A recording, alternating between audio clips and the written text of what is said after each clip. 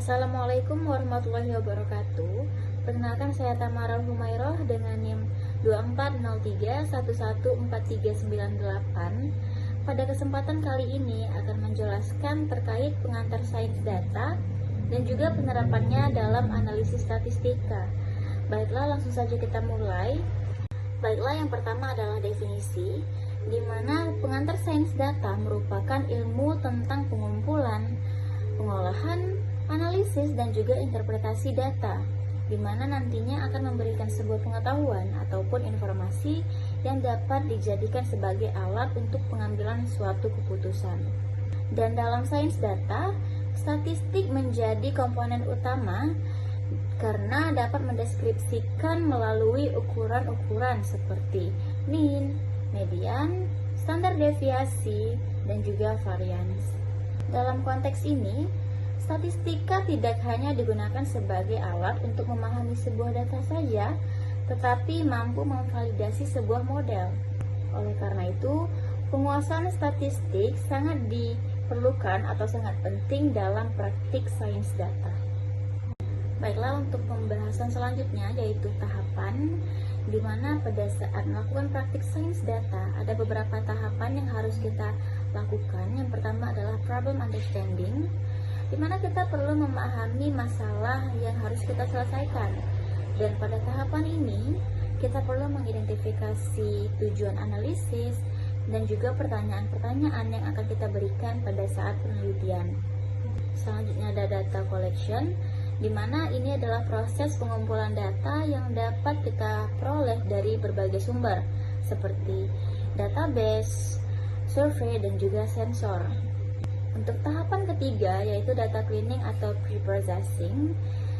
Di sini adalah tahapan di mana kita sudah memperoleh data dari berbagai sumber dan kita harus melakukan pembersihan atau cleaning agar data siap untuk dilakukan analisis berikutnya. Selanjutnya adalah exploratory data analysis, di mana tahapan ini bertujuan untuk memahami pola ataupun karakteristik data yang lebih mendalam. Dan ini dapat dilakukan menggunakan statistik deskriptif dan juga visualisasi data seperti grafik dan juga diagram. Pada tahapan selanjutnya yaitu modeling, ini ditujukan untuk membangun model statistik ataupun machine learning yang dapat menjelaskan ataupun memprediksi suatu fenomena.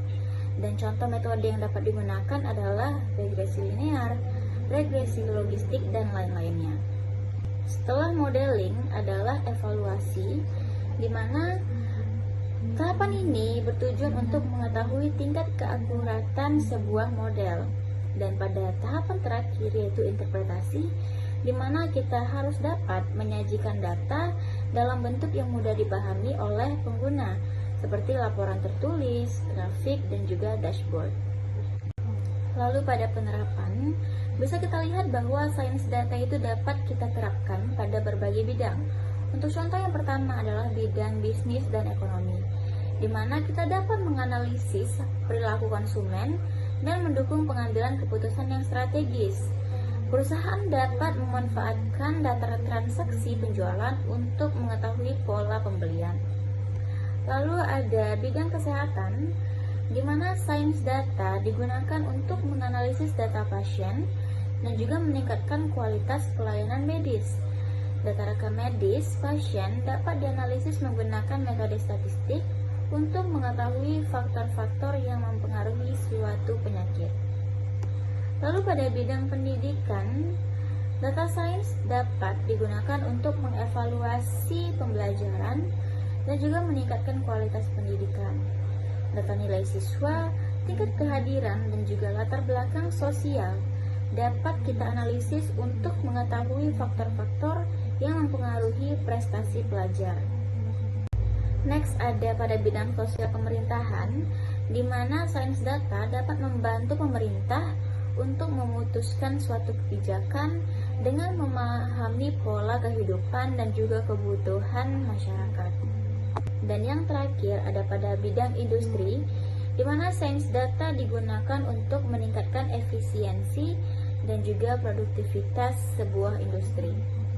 Selanjutnya adalah roadmap, di mana roadmap sains data merupakan peta jalan yang menggambarkan tahapan penguasaan kompetensi di bidang sains data. Dan pada roadmap ini ada beberapa tahapan. Yang pertama adalah penguasaan materi, meliputi probabilitas, deskriptif, statistik, dan juga inferensial. Tahapan selanjutnya adalah diperlukan penguasaan keterampilan pemrograman dan pengolahan data menggunakan bahasa seperti Python dan juga R. Next ada analisis data dan visualisasi, di mana kita harus mampu menyajikan hasil analisis secara informatif dan menarik.